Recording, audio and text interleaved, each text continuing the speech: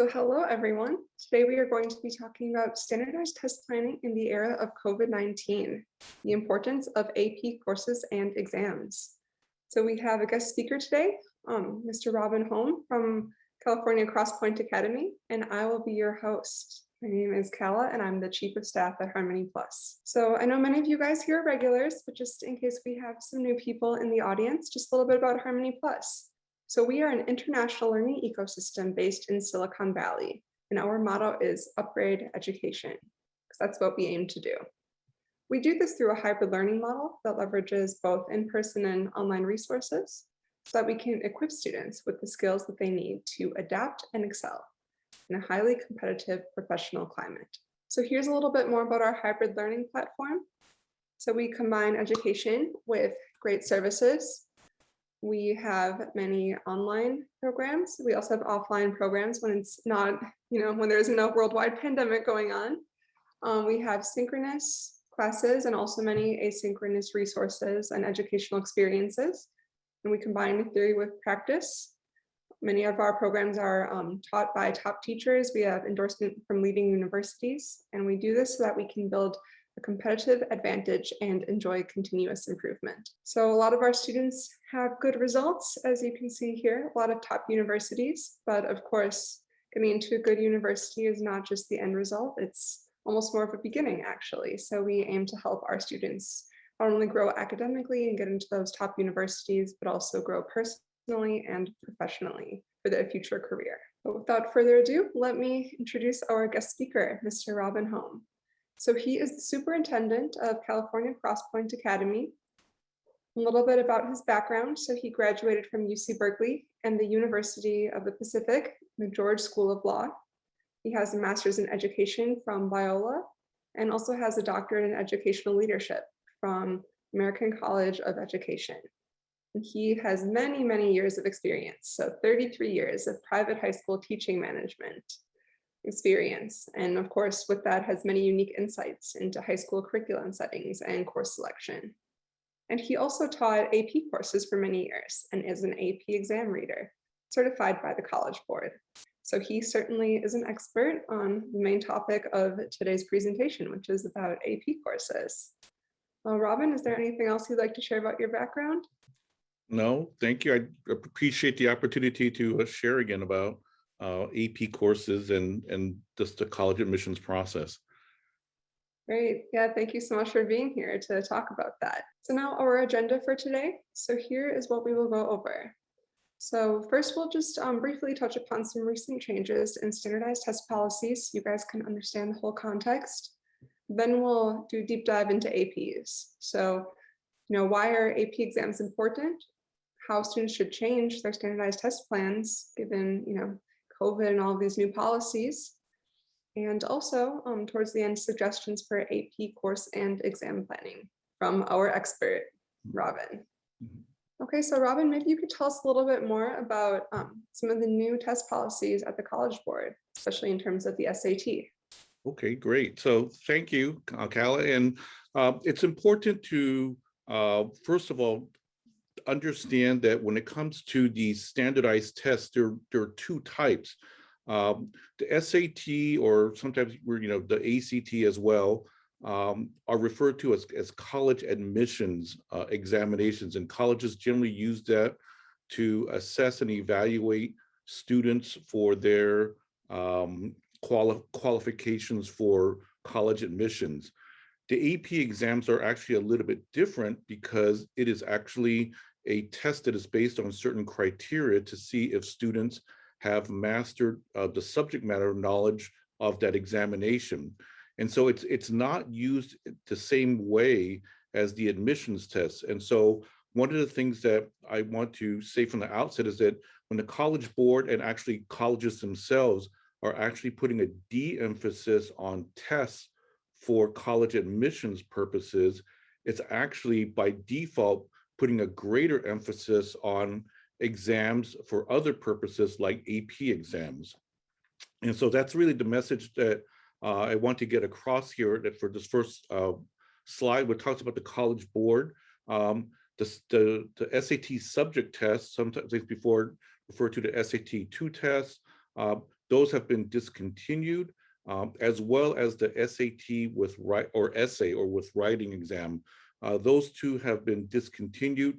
Again, both of those are admissions exams. And so we see that the College Board is actually eliminating some of those admissions exams, again, because there's an overall de-emphasis from the College Board that's in response to colleges themselves putting less emphasis on these admissions exams. Sure. Well, a lot of big changes. You What about the new test policies in regards to APs? Right. So the AP exams again are different because it's to check and evaluate subject matter knowledge. So you can on physics or mathematics or Mandarin or Spanish or whatever. And so those tests actually are opposite. There actually is a greater emphasis on them. These policies that are in place are actually policy changes to talk about how the test would be administered during a pandemic. And the main thing to take from this, because again, this we don't know exactly will be the way it will play out the coming year, since it seems like most schools are back in person instruction, but it is instructive to look at the emphasis. Whereas the college admissions standardized tests were being de-emphasized, these AP exams, despite the pandemic, despite all of the difficulties, the College Board and the colleges made a special effort to make sure that they took place, even adding an additional administration. So again, I wanted to make the distinction between the two types of exams. If you hear that there's a de-emphasis on standardized exams, remember that's from the college admission side, it's not on the AP side. Sure. Thanks for those clarifications, Robin. Important information to know. Okay, so I think you started kind of touching on this, but why would College Board change these test policies?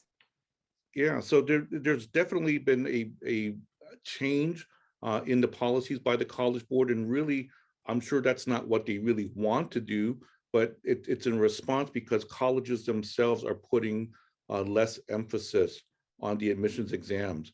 In essence, it's going to the issue of educational equity, and many people arguing and that the tests are favor those who are economically advantaged or in ethnic majorities, and so that they have an unfair advantage. And so the placement tests, the college admissions tests have been really challenged. And so the colleges have been moving away from them.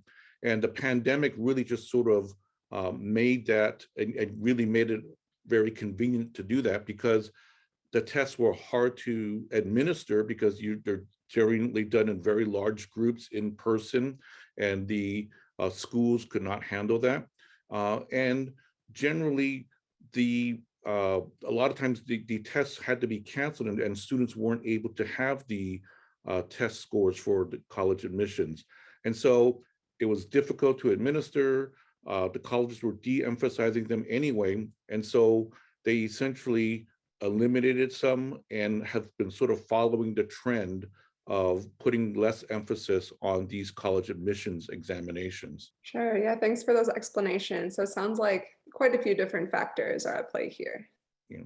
Okay, so I know that we're not having SAT subject tests anymore, but what's kind of the difference between SAT subject tests and AP exams?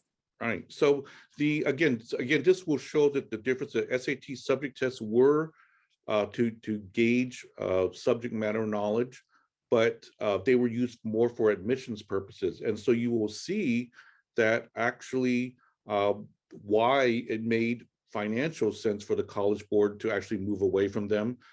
First of all, there were 20 subject exams, but there are 38 AP exams. So the AP exams already offered a greater variety. In the number of people taking the exams, there were 440,000 taking the subject exams, but 4.75 million taking the AP exams. And so the AP exams were just more popular. The subject exams were less popular, but I think the sort of the final blow was the fact that colleges themselves announced that they would not be accepting the subject exams. And so if you think for the College Board, if the tests are pretty much doing the same thing, but one is not as popular, it's not as comprehensive, and colleges are not accepting them, it just made sense for the College Board to pretty much discontinue them. Sure, that makes a lot of sense. Mhm. Okay, so with these changes, how will this affect college applications? Yeah, so this is the key question, I believe, and the key point is that, again, standardized tests, again, are not all the same. The SAT, ACT are more admissions. Uh, Many schools are going test optional, which means that you can still take the test, but you don't have to report the scores. And if you don't report scores, it's not going to be used against you, but you can still report them. But many schools are also going what's called test blind, which means you cannot send your scores to them, and they will not take that into consideration. So standardized tests are, for admissions purposes, are becoming de-emphasized.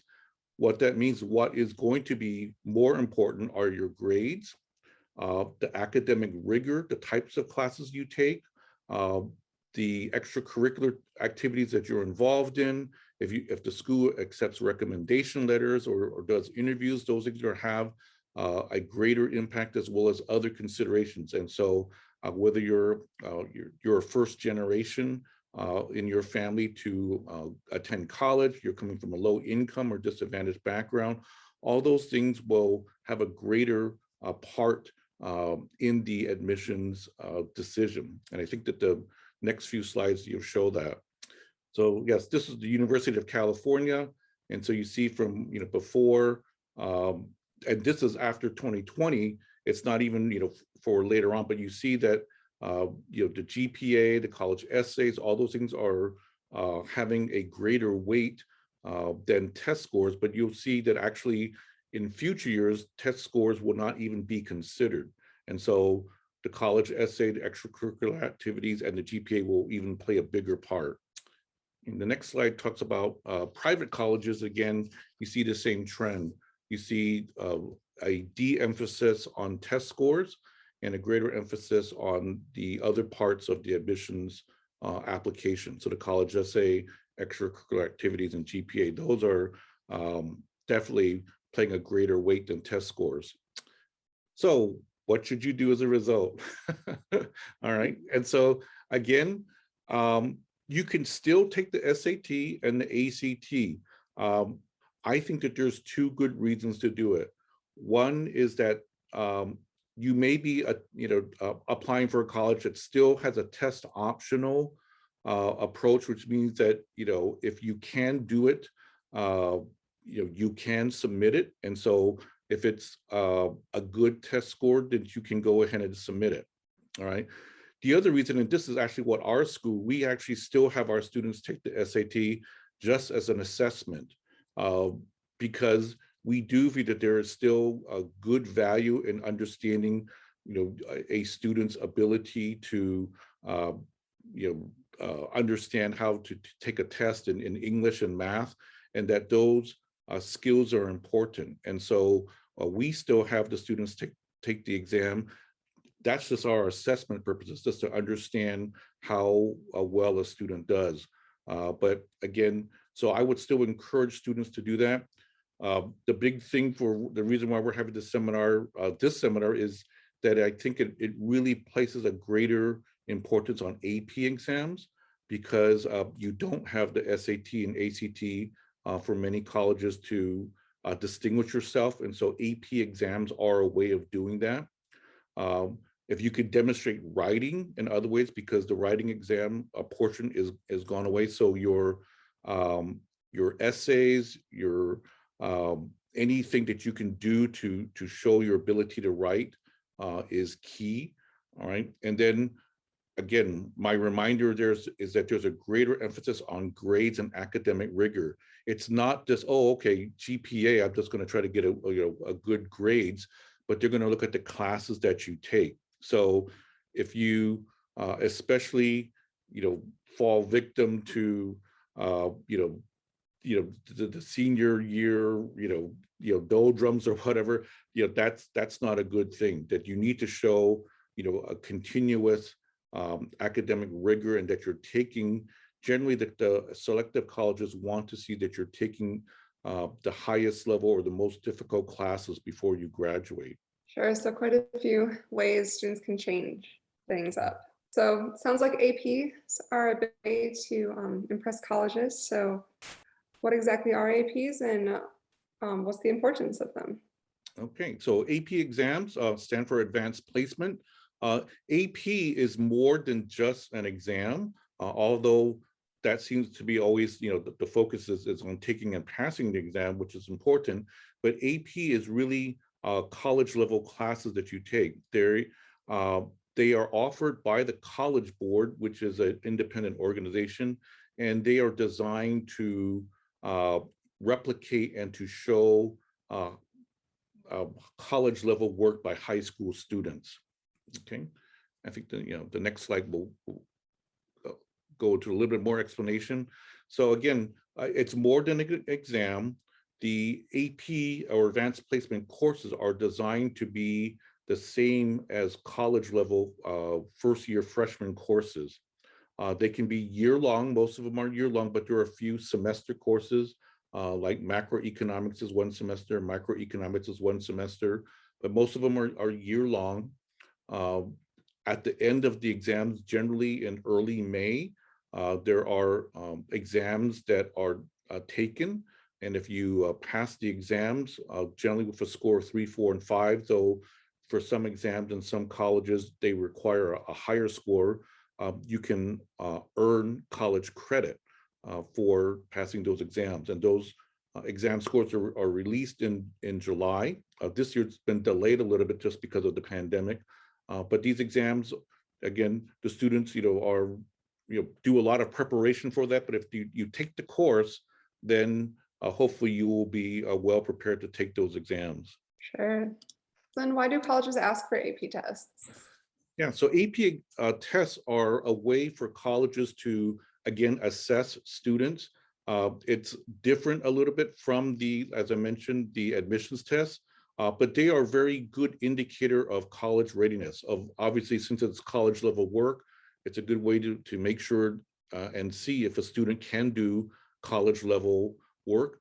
It is actually a way to compare high schools. There are actual rankings of high schools across the nation based on the number of AP exams that students take and the percentage of students that take AP exams. And that's because AP exams or advanced placement courses are recognized as a measure of the rigor and the level of a high school. So if you have a high school that is offering a lot of AP exams and AP courses, and the students are doing well on those advanced placement courses and exams, then it's an indication that that high school probably is a very high level high school. One other thing, the reason why it's a good measure of a high school is that the AP classes are not offered in isolation. So if you're offering, for instance, an AP level math class, that means that the classes in mathematics leading up to that AP class are generally at a higher level.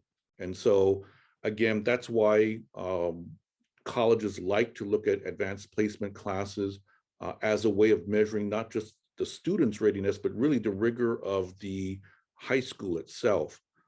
It's a good quantitative measure. Again, since we have fewer test scores to look at, it's a good quantitative, objective way.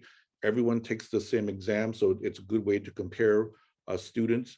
And really, it's a measure of resiliency. It's students that take and are successful in advanced placement courses in general colleges know that they have the resiliency and the determination to complete their college program. And so there's a very good correlation there. Sure. So many reasons to take APs.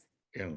Then why do students take AP tests? Okay, so again, there's many good reasons why colleges look for advanced placement, and there should be good, and there are good reasons for students to take advanced placement courses. Okay, first way is obviously taking the test is a good way to demonstrate subject matter knowledge.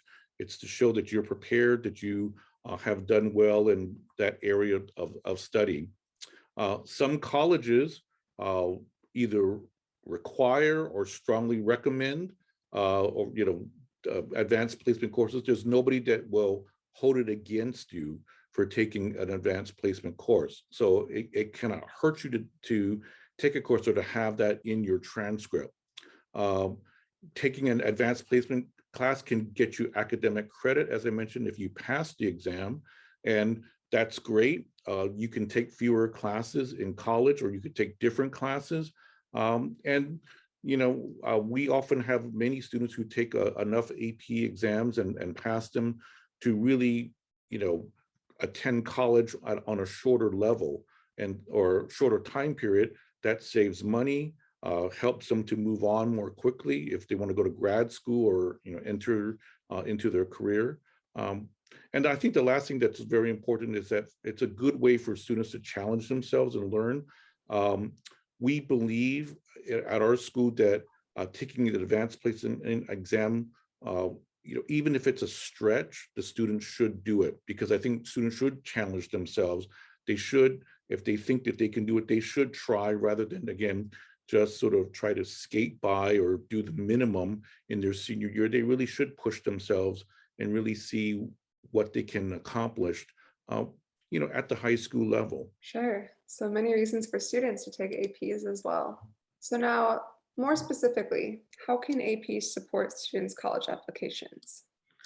Yeah, so the college application that has AP courses definitely, is at an advantage.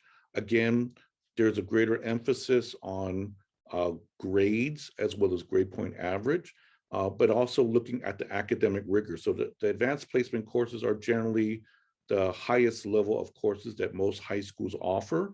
And so if you can show that you're successful with advanced placement courses, that shows that that student, is ready for college work. Also, if you can show a variety of advanced placement courses, so you're taking not just science, but maybe English, art, language, again, a variety of college level courses in those areas, that demonstrates that you are a multi-dimensional student. You're not just, a one-dimensional student, that you have versatility. That's great. Colleges like that. Again, grades, if most colleges on their admissions for your GPA will give a GPA boost. So it counts like an honors course. So instead of an A counting as a 4, an A will count like a 5. A B, instead of counting as a 3, will count like a 4. And so that's how you have students with 4.5 or 4.6 grade point average, and say, well, how does that happen? Well, if they're taking honors or advanced placement classes, then it will definitely give them the boost in their college application. Again, it shows evidence of mastery. And again, you can earn college credit, a great advantage when you go into college, to have some units that you don't have to take in college. So you don't have to take maybe as rigorous a schedule, or again, you can take a wider variety of classes. Sure. So they can support applications in many ways, it sounds like. Yeah. Okay, now maybe we can transition to talking about some suggestions for which AP courses to take and how to choose those. Yeah, so this is important because the natural tendency to think, well, AP courses are so good, that must mean the more classes, AP classes or advanced placement classes I take, the better. And that is a myth. That actually the College Board themselves is trying to de-emphasize. They don't want students taking AP courses just to take AP courses and figuring, oh, well, if I, can take, 4, 5, 6, 7, 10, that must be better. Again, first thing to remember is the, let's see, that's backward. It says the exam score is more important than the coursework. Oh, that's right. The exam score is more important than the coursework. That's a myth. Okay. The coursework's actually more important than the exam score. So many times people will say, well, I didn't take, let's say, AP math, but I want to take the test. All right. Now, again, that's good, but actually the colleges want to see you take the course and take the exam. Right.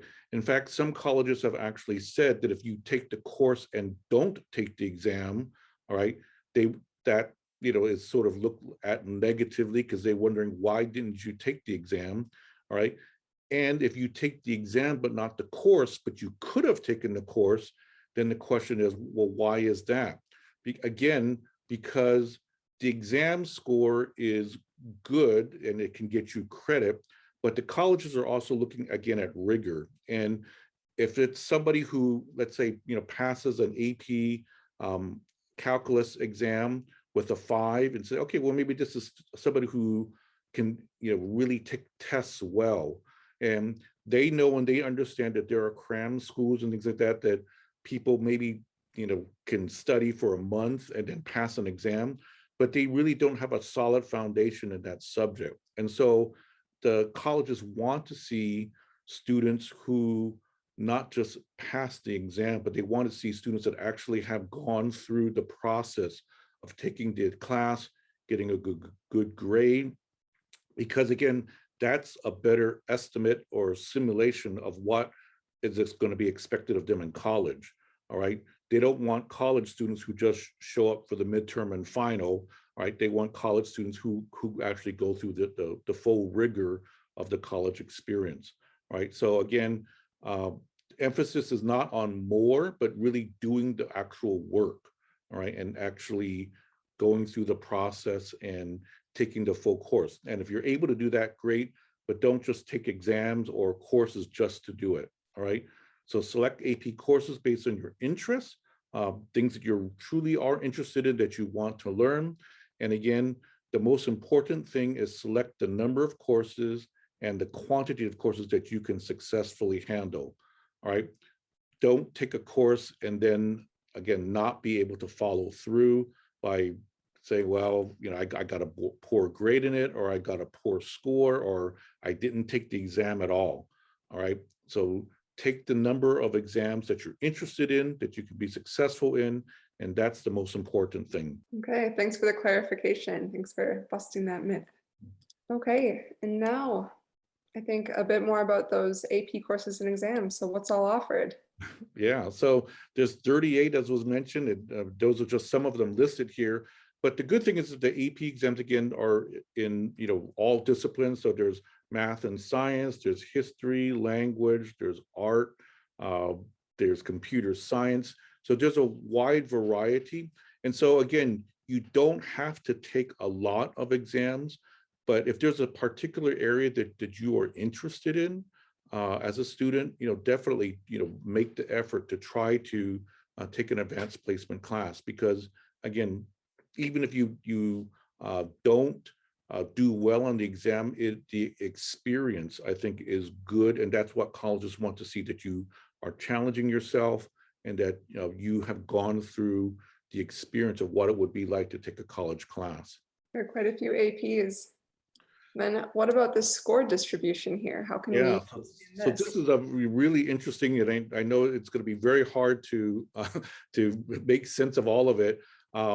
But if you look at that, that's a list of all of the AP exams on the left-hand side, all the different exams, and then the pass rate or the score distribution. So the purple is on the far left is a score of 5, then the light blue is a 4, the yellow orange is a 3, and those are generally the passing scores. And then the reddish and the black, those are scores of 2 and 1.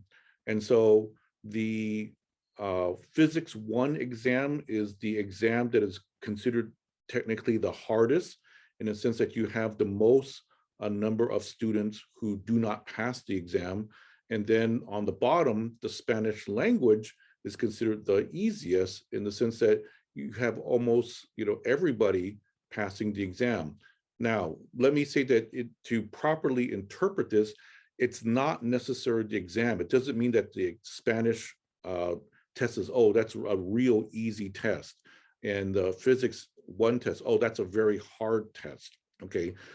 The exams are designed to be, again, the equivalent of a first year college class. Okay. And so as much as it is about the difficulty of the exam or the subject itself, it's also an indication that if you look at it, of who is taking the test. All right. In the sense of, well, who's taking the Spanish language test? generally it's not people like me who would be, taking Spanish as a non-native speaker and just trying to learn the language. A lot of the people who take the Spanish language test are native speakers. And so of course, they're going to do very well on the exam and they're going to do, pass at a very high rate. Okay. If you look at some of the ones where the pass rate is relatively low, like Physics 1 or environmental science, uh, a lot of those exams actually are taken by high school freshmen or 10th graders. And so this is their first AP exam. This is their first exposure to college level classes or classes with a higher degree of rigor. And so of course, it's going to be harder for them or more difficult for them to get used to it. And so their pass rate is going to be a little bit lower. So again, it is a reflection slightly on the difficulty of the test, but really it's more a reflection of the age and maturity of who's taking the test, whether this is their first AP test, or not. And so again, look at it within that context. But it definitely, again, if it's an exam or a subject that you are interested in, by all means, go for it, and take the test. But understand that, you've got different people taking these exams, and that's why you see the scores skewed in a certain way. Oh, thanks for explaining all that. That makes a lot of sense after going through some of those. Yeah. Okay, and then what are AP Scholar Awards? Okay, so the AP Scholar Awards actually, unfortunately was discontinued. And that, goes back to what we were talking about before earlier, how the College Board themselves is actually trying to discourage people from taking a lot of AP exams. And this is actually the AP Scholar Summary for our school. And we're sad because a lot of our students, took a lot of tests and did well, and therefore got the AP scholarships, okay, or the designation. There isn't any money that goes with it or anything like that, but you got the title of an AP scholar if as you took and passed more exams. But the AP or the College Board discontinued it because, again, they felt that it was putting too much of an emphasis on taking a greater number of exams.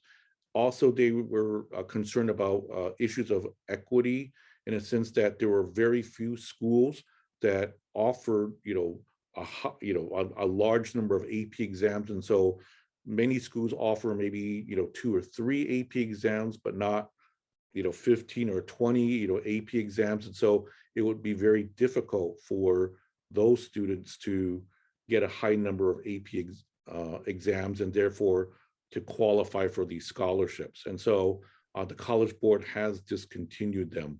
So if you've heard of them, they were a great measure. They were a great way to show how a student has achieved, but unfortunately they've been discontinued for those reasons. Very similar to the reasons why colleges are eliminating the emphasis on college admissions exams. Sure, thanks for the clarification there. So then how can students take AP courses? Yeah, so AP courses or advanced places courses are offered, pretty much, by almost every high school now, whether public high school or private high school. Online schools offer advanced placement courses, and so you have to register them. A lot of the courses do have prerequisites, and so you need to make sure that you have the prerequisite work in order to take the advanced placement class.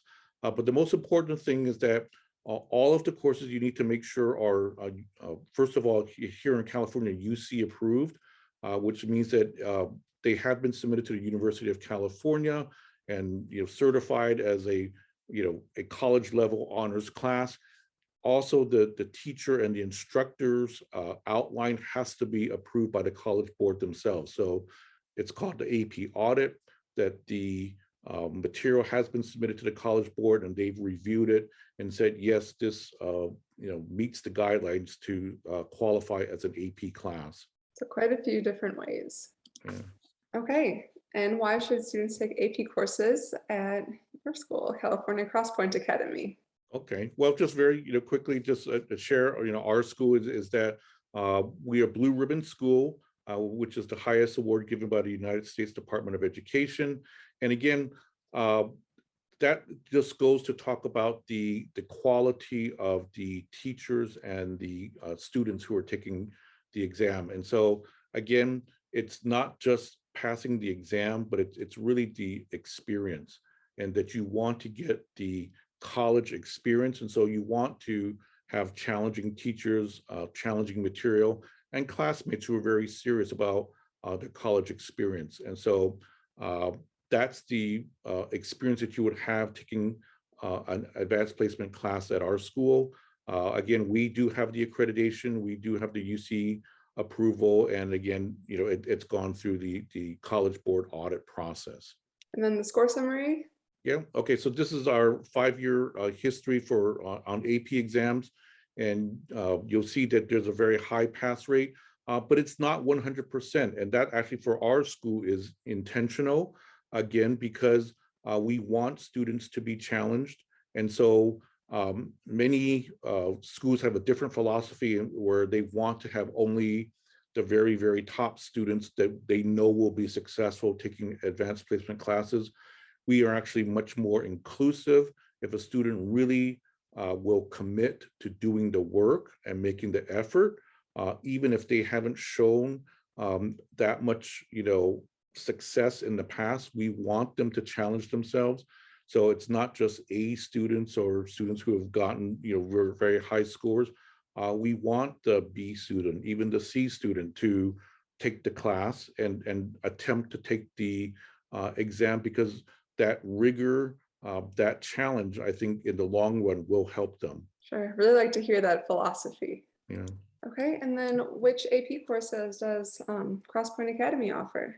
Yeah, so these are out of the 30 exams, we do offer 20 of the 38. So, this is, the 20 that we offer.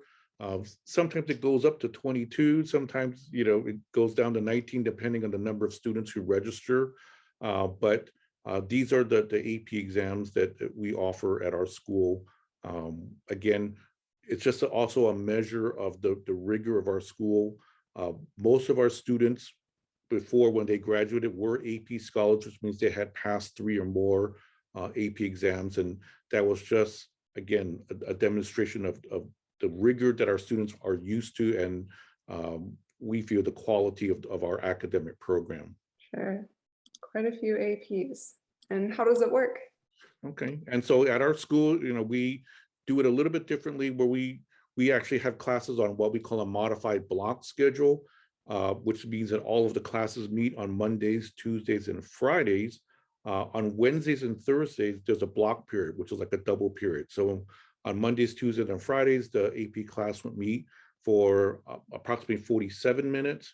And then on Wednesday or Thursday, depending on what period is offered, on one of those Tuesdays, they would have a class period that runs for, I think it's about 100 minutes.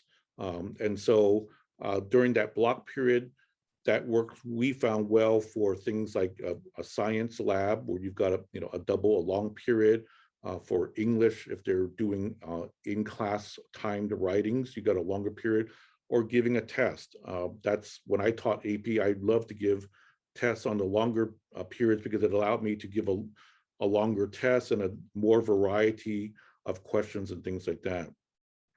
If you're taking an AP class virtually, we use Microsoft Teams for a synchronous learning environment, so that you can actually attend the class, virtually.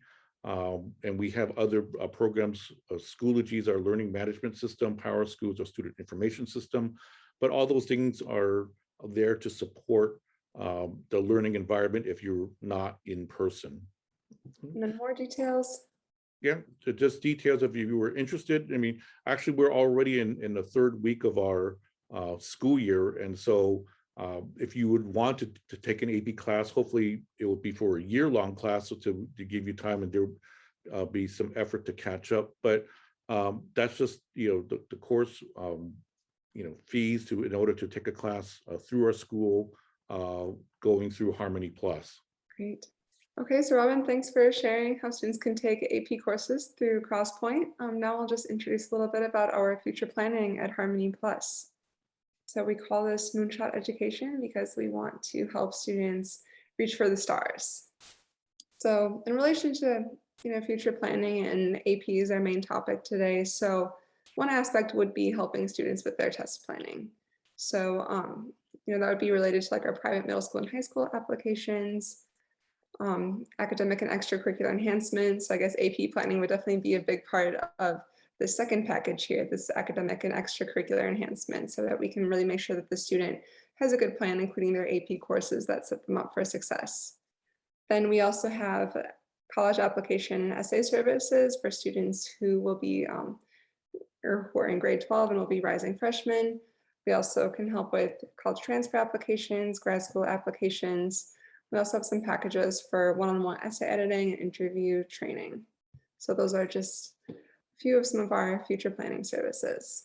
So at this point, I would love to transition to some questions. So perhaps I will take a look at the Q&A for the people who are in attendance right now, and then we can also take a look at some of the questions that people posed before this webinar a little bit later. Okay, so Robin, our first question is, how many APs would you suggest that a sophomore take? Okay, well, as many as you, again, that you can be successful in. And so again, a sophomore, when you're taking a college level class, and so you are hopefully the subjects that you're taking these exams in, you are very strong in, and you have a good background. So you're advanced in math, you're advanced in science. In our school, generally, we would have, for a sophomore, it would usually be one of the foreign languages, because they already have a lot of proficiency. Sometimes they've been taking a foreign language for many years through middle school, and so they are ready and they are prepared. But there's no one good answer.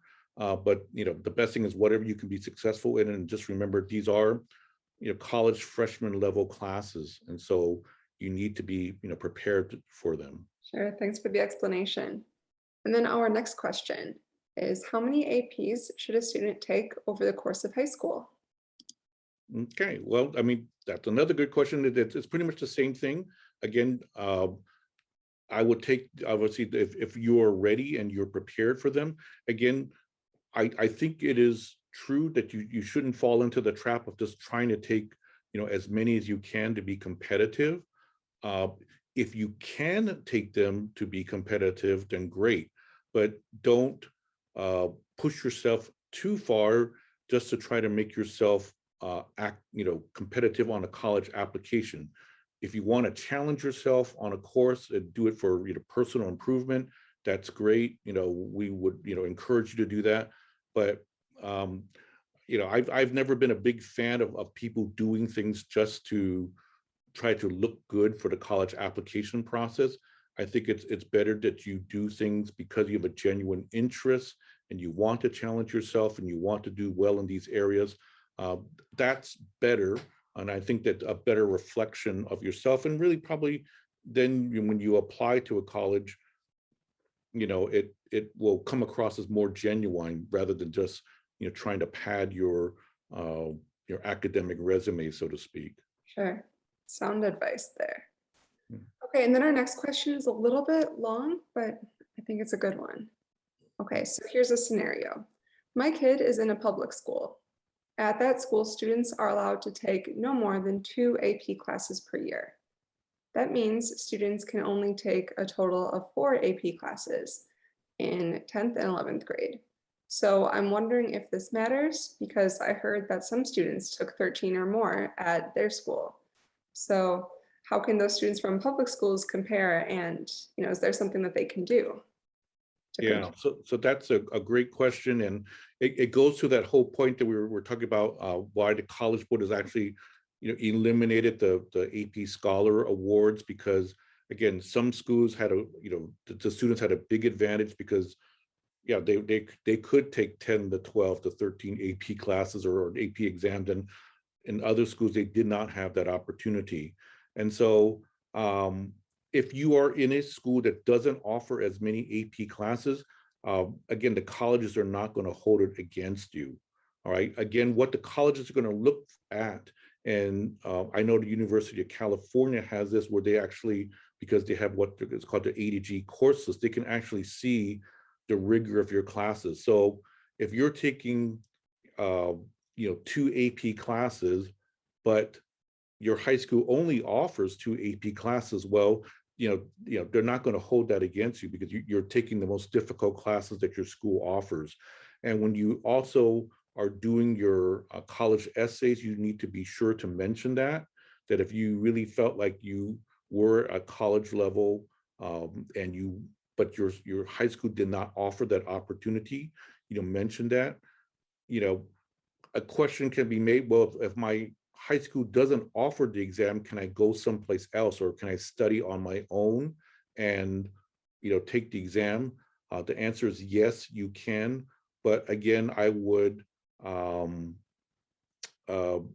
be mindful of not doing that too much, again, because again, passing the exam is good, all right, but it's taking the course that they really want to see. So it comes as a whole package. They want to see that you've taken the course and taken the exam for that college experience. Okay, it's not just passing the exam. Sure, makes a lot of sense. It's about the experience. Okay, and then our next question. Can the same AP exam be taken multiple times? Yes, it can. And so yeah, if you did not pass, you can take it again.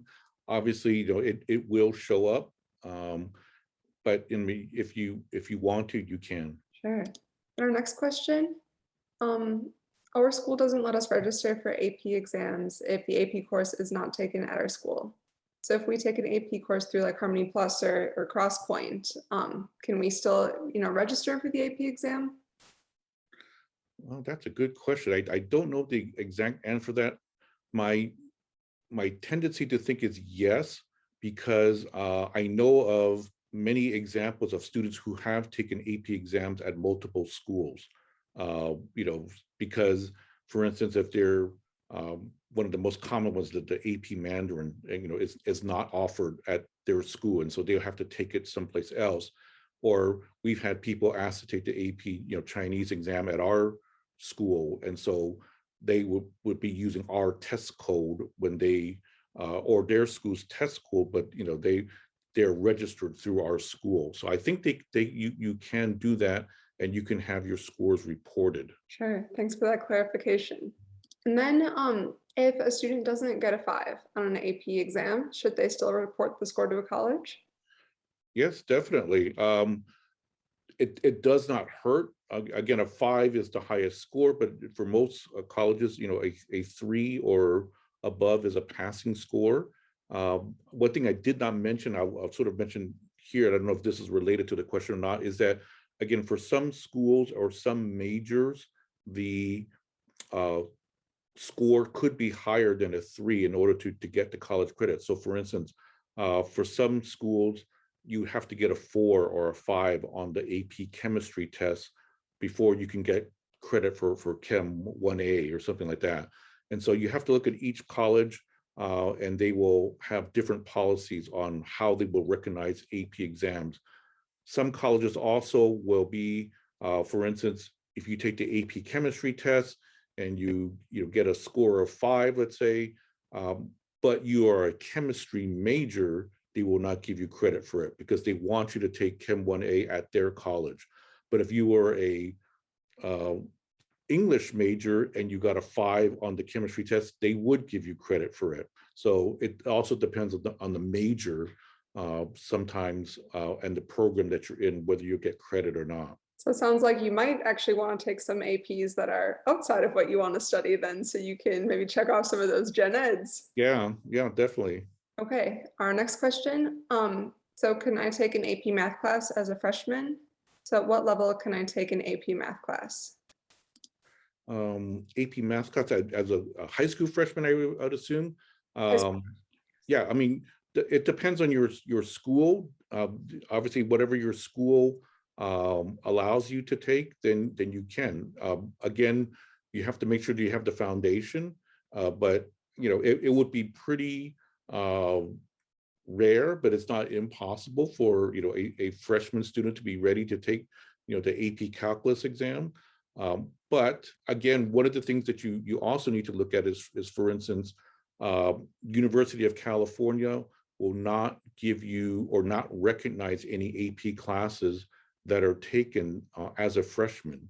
And so let's say you're an amazing student, you took 5 AP exams, and you're applying to UC Berkeley. UC Berkeley will not recognize the grade bump up for any of those 5 classes, because they will only recognize them in your 10th and 11th grade, and they will only recognize so much. So for instance, they might say, well, we'll only give you 2 honors or AP classes in 10th grade that we will recognize. So look at each individual college and find out how many APs that they will recognize. And again, we say this to our students a lot of times, is that don't push yourself to take these exams just because you can, or you're trying to impress. All right. Sometimes it works better not to push yourself so fast and to develop a broader base academic foundation before you take those exams. So 10th and 11th grades are, for the University of California, are the most important grade levels just in terms of taking the classes. So that might be better for you to take the advanced placement classes in your 10th and 11th grade rather than try to accelerate and push it into the 9th grade. Sure, makes sense. And then can some of these AP courses be available totally online? I guess that would probably refer to Crosspoint. They are, and again, they're online schools and online providers, where you can take advanced placement. Again, look to do it not just to pad your resume, but because this is an academic challenge that you want to take on. So what I mean by that is if your school offers AP English and but it doesn't fit into your schedule, so therefore you want to take it outside, that's a good reason to take it. All right. If your school doesn't offer AP English at all, then that's a good reason to take it online.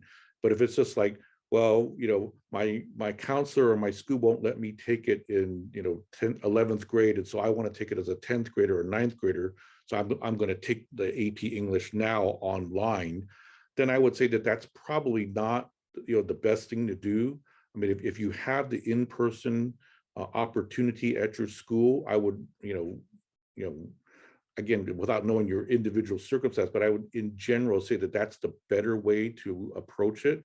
Because again, advanced placement, the way the colleges look at it, it's not just the exam, it is the whole experience of taking a college level class and going through the assignments and the rigor and all of that goes into a college level class before you take the exam. That's what they really want to see. And so just taking it early or whatever, they're going to be wondering, and they're going to be asking themselves, because again, they see it all the time.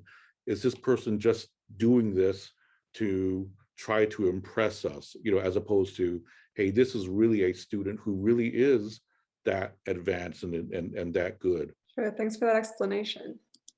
Next, so do you recommend taking AP courses at school, or maybe not taking them at school, but instead taking them outside, for whatever reason? I would say that what I recommend is that so sound like a broken record, but that you take the full course at your school as part of the overall academic experience of your school. If it's not offered at your school and therefore you have to take it outside, great, then take advantage of that opportunity. But again, I guess what I'm saying is that take it in the way that will give you the best academic experience to learn, to really see what a college level course is like, where you will do well, and don't do it because you're trying to, again, for alternative motives of trying to look good, or again pad your resume or things like that. Sure. Okay, this question is a little bit different, so you won't be a broken record. So which publisher do you recommend for an AP exam preparation book?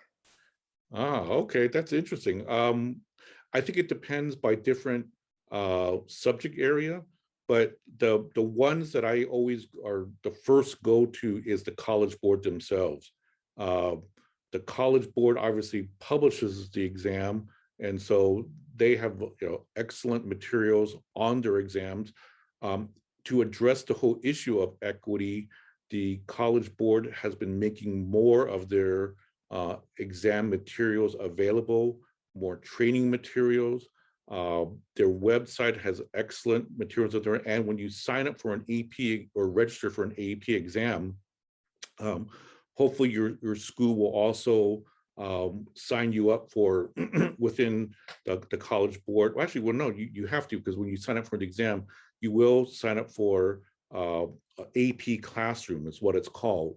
And really, the AP Classroom is actually an online class for the AP class that follows the curriculum and the syllabus. It has exercises and things like that. So on the off chance that you, again, sign up for AP English and you somehow end up with a terrible AP English teacher, you can go online to the College Board and they actually have their expert teachers who actually go through and lesson by lesson teach AP English. And so, it's sort of, modeled after Khan Academy, but you can actually get a very good AP instruction through the College Board itself.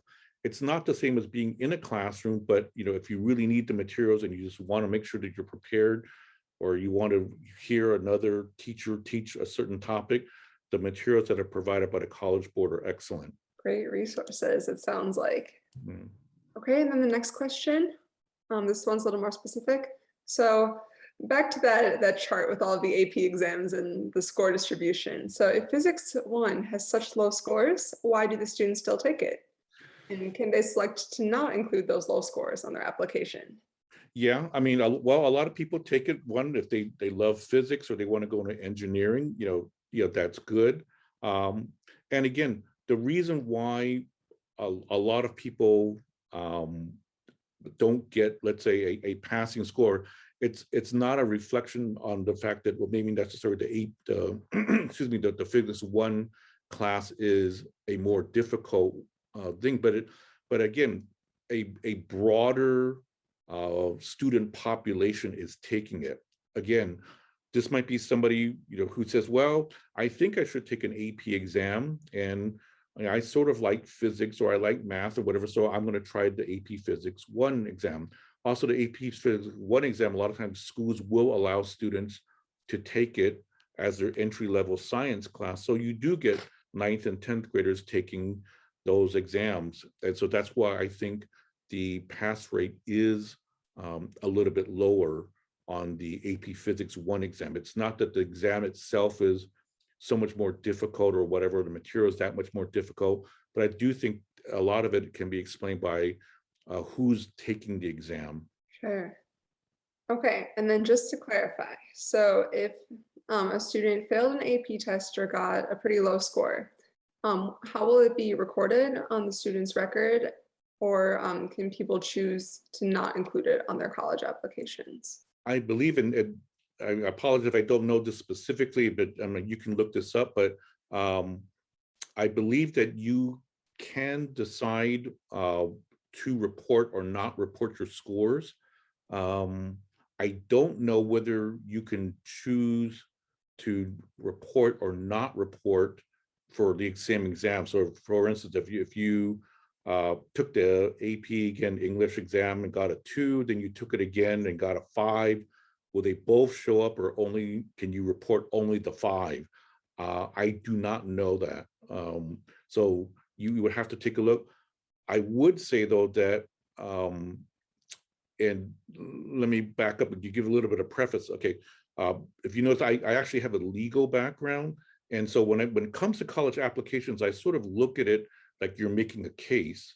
And I think a very good case can be made for a student who got a 2, but later on got a 5, that's a student who shows a lot of growth and determination and things like that. And so I wouldn't let the fact that you took the exam twice necessarily, discourage you from taking it the first time, because I think, again, it's part of the overall narrative and picture that you're painting to the college that, hey, not everybody's going to have a perfect application, but the fact that of how you overcome those difficulties and challenges is part of what makes you, an attractive candidate. Sure. Well, I see that it is approximately 6 p.m. right now, and I think, Robin, you've done a lot of Q&A, so thank you so much for that. Kind of like lightning Q&A there, Yeah. right? So, there's still a few questions, so we will address those afterwards. We'll reach out to you directly, but thank you guys so much for coming today, and thank you so much, Robin, for being here. So Thank I you. think a lot of you guys probably already added us on WeChat, but feel free to also follow us on social media, or if you prefer contacting us by phone or email, feel free to do that as well. So thank you so much, everyone.